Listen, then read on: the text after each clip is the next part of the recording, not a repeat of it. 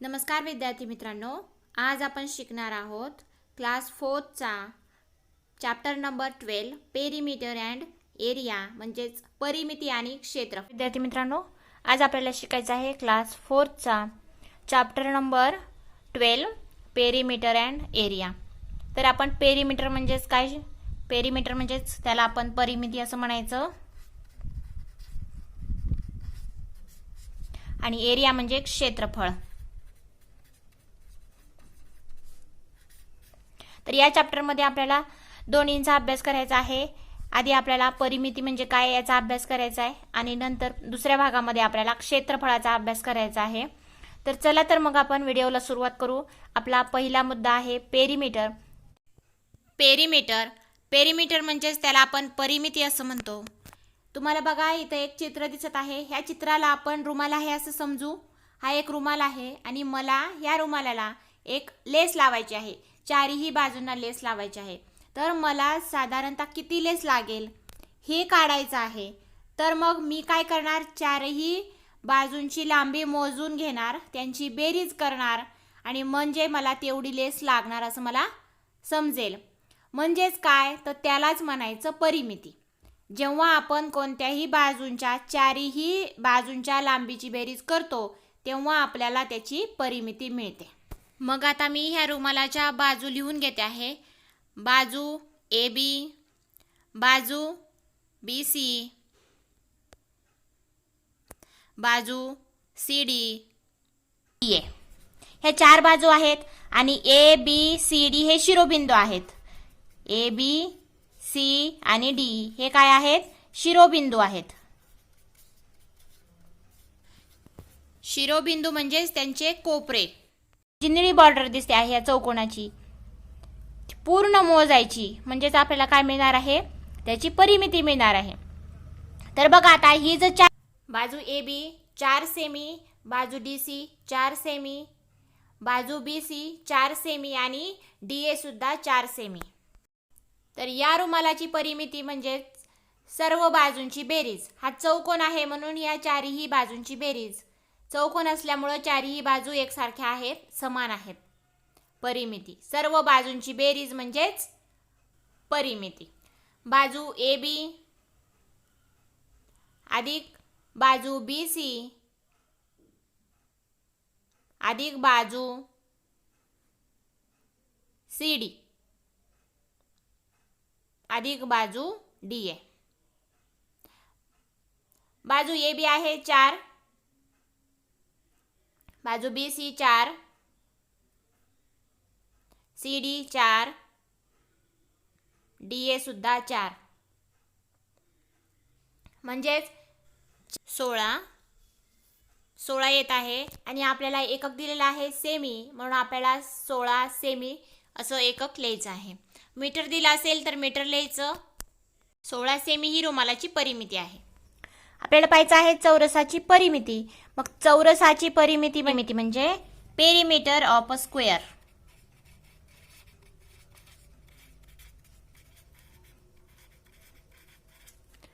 Perimeter of square. आता या आधीच्या उदाहरणामध्ये पाहिलं आपण की रुमालाची परिमिती काढली आपण, तर त्याच पद्धतीने आपल्याला चौरसाची, तो रुमाल सुद्धा चौरसच होता आणि त्याची जी परिमिती काढली आपण ती चौरसाचीच परिमिती होती। म्हणजे चौरसाची परिमिती कशी काढायची, तर चौरसाच्या चारही बाजूंच्या लांबीची बेरीज करायची म्हणजे चौरसाची परिमिती। तर पहा आता आपण अजून एकदा समजून घेऊ। हा चौरस आहे, चौरसाच्या ह्या चार बाजू आहेत। बाजू AB, बाजू BC,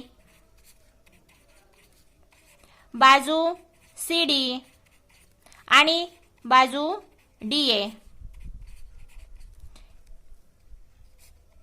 बाजू AB, बाजू BC आणि बाजू CD आणि बाजू DA या चारही बाजूंच्या लांबीची बेरीज म्हणजेच काय आहे, चौरसाची परिमिती। ही परिमिती मग बाजू AB अधिक बाजू BC अधिक बाजू CD आणि DA ह्या चारही बाजूंच्या लांबीची बेरीज केली तर आपल्याला काय मिळणार आहे, चौरसाची परिमिती मिळणार आहे। चौरसाची परिमिती कशी काढायची ते आपण एकदा पाहू. तर पहा, आता मी इथं ह्यांना 2 सेमी बाजू आहे. ही 2 सेमी आहे, मग ही सुद्धा 2 सेमी आहे, ही सुद्धा 2 सेमी आहे आणि ही सुद्धा 2 सेमी आहे. तर मग आपल्याला चौरसाची परिमिती म्हणजे काय सांगितलं आहे? चौरसाच्या चारही बाजूंच्या लांबीची बेरीज. मग ह्या बाजूंची लांबी किती आहे? ए बीची लांबी आहे 2, त्यानंतर बी सीची लांबी आहे 2, सी डीची लांबी 2 आहे आणि डी एची लांबी सुद्धा 2 आहे. मग मांडून घ्यायची, त्यानंतर ह्यांची बेरीज करायची. किती येते? बे 2 4, 2 6 आणि 8. मग आपल्याला एकक दिलेला आहे सेमी. मग जे काही एकक दिलेलं असेल ते एकक मांडून ठेवायचं. साची परिमिती आपल्याला 8 सेमी मिळाली. अशा पद्धतीने आपण चौरसाची परिमिती काढायचं शिकलोत.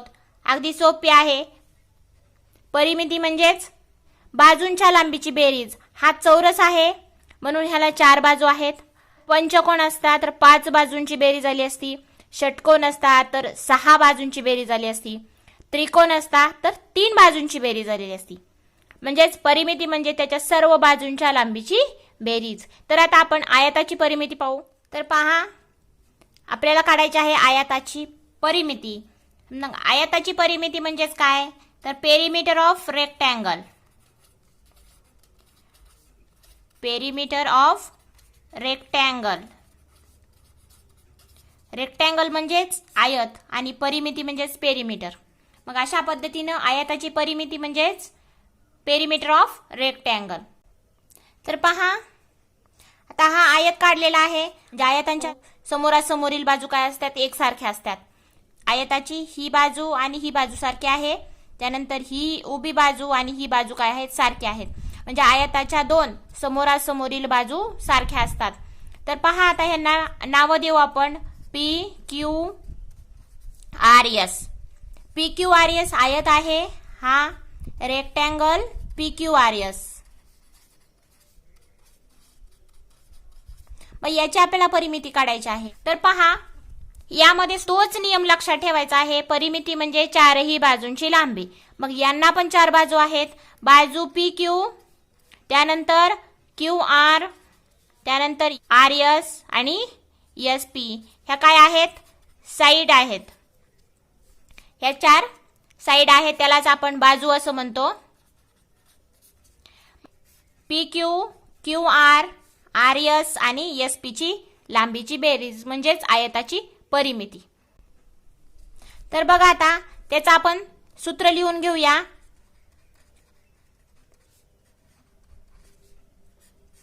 आयताची परिमिती बरोबर चारही बाजूंच्या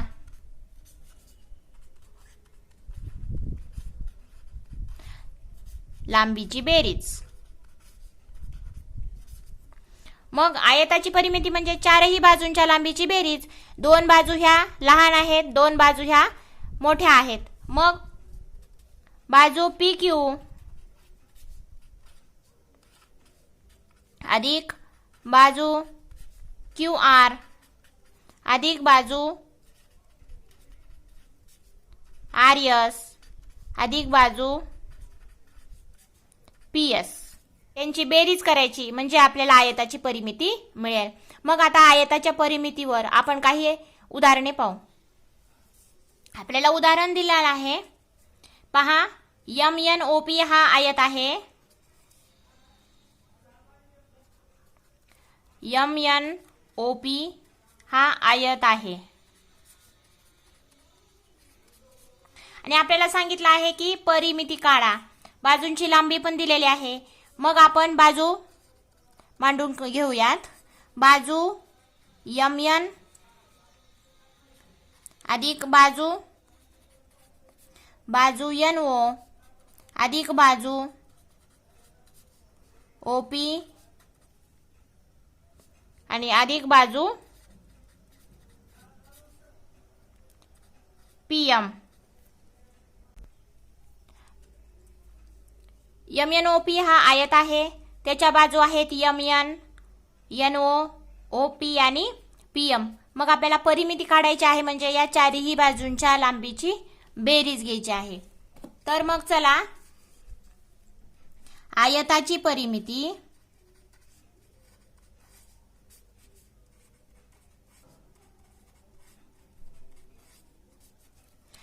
परिमिती म्हणजेच काय, तर चारही बाजूंच्या लांबीची बेरीज.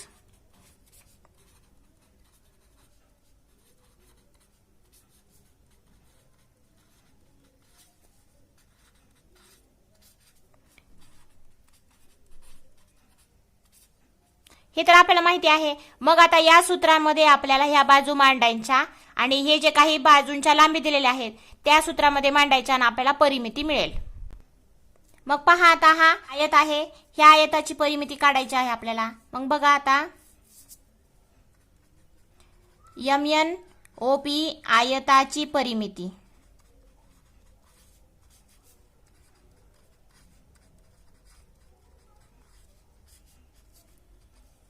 मग बाजू MN अधिक NO अधिक OP आणि अधिक PM यांची लांबी घ्यायची आहे. आपल्याला दिली आहे 4 सेमी, 4 सेमी, 2 सेमी आणि 2 सेमी. तर ती जी लांबी दिलेली आहे ती याच्यामध्ये मांडायची. म्हणजे MN ची लांबी किती होती, 4 सेमी अधिक ह्याची NO ची 2 ची 4 आणि आणखी 2. आता ह्यांची बेरीज करायची. 4 आणि 2 6, 6 आणि 4 10, 10 आणि 2 12, म्हणजेच 12. म्हणून MN OP आयताची लांबी,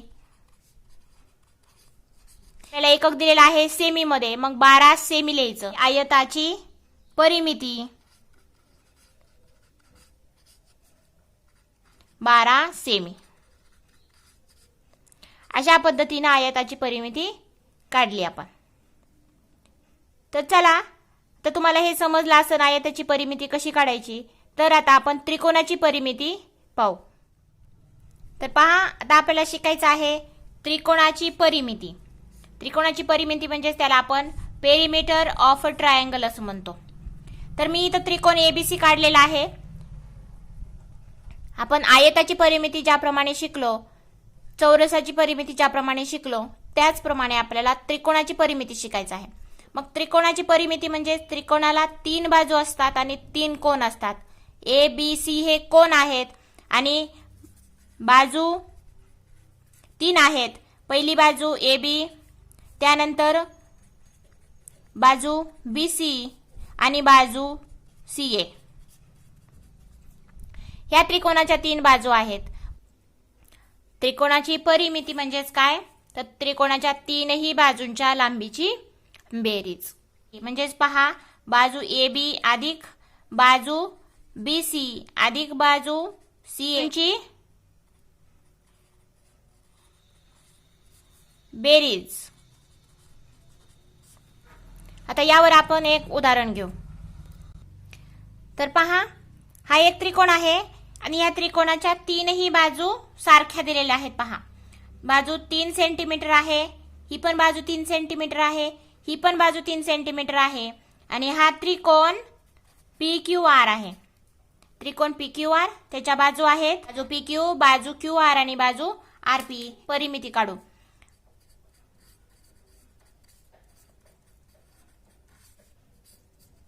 त्रिकोणाची परिमिती म्हणजेच काय आहे हे सूत्र आपल्याला, 3ही बाजूंच्या लांबीची बेरीज. 3ही बाजूंच्या लांबीची बेरीज.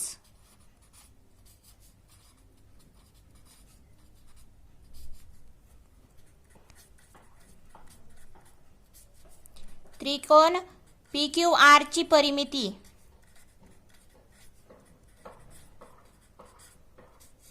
म्हणजेच आपल्याला ह्यांच्या 3ही बाजूंच्या लांबीची बेरीज घ्यावी लागणार. मग बाजू PQ अधिक बाजू QR अधिक बाजू आर पी. बाजू पी क्यू किती आहे? 3 सेंटीमीटर आहे. बाजू क्यू आर आहे 3 सेंटीमीटर आणि बाजू आर पी सुद्धा आपल्याला 3 सेंटीमीटर आहे. मग किती येत आहे? 3 आणि 3 6 आणि 3 9 म्हणजेच 9 आहे. आणि आपल्याला इथं एकक दिलेला आहे सेमी, त्यामुळे आपण लिहायचं 9 सेमी. तर या त्रिकोणाची परिमिती किती आलेली आहे? 9 सेमी. तर त्रिकोणावरती आपण आणखी एक उदाहरण पाहू. तर पहा, या आधीचा आपण उदाहरण नंबर 1 काय शिकलो होतो, तेव्हा त्रिकोणाच्या तिन्ही बाजू सारख्या होत्या. आणि आता हे दुसरं उदाहरण आहे. यामध्ये त्रिकोणाच्या तिन्ही बाजूंची लांबी काय झालेली आहे? वेगवेगळी घेतली आहे आपण. त्रिकोण XYZ ची परिमिती काढू आपण.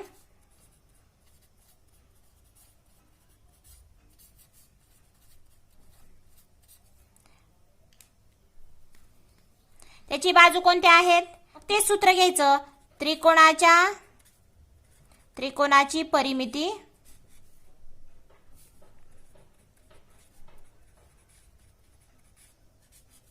बरोबर काय आहे?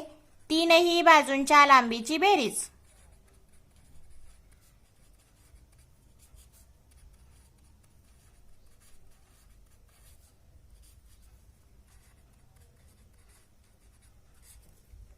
म्हणजेच बाजू XY अधिक बाजू YZ आणि अधिक बाजू ZX. मग चला आता यांची बेरीज करूयात. XY किती आहे? XY 5 सेंटीमीटर आहे. त्यानंतर YZ आहे 6 सेंटीमीटर आणि ZX आहे 4 सेंटीमीटर. 5 अधिक 6 11, 11 अधिक 4 15, म्हणजे यांची येते 15. मग आपल्याला एकक दिलेला आहे सेमी. मग आपण या 15ला 15 सेमी असं म्हणू. म्हणजेच त्रिकोण XYZ ची परिमिती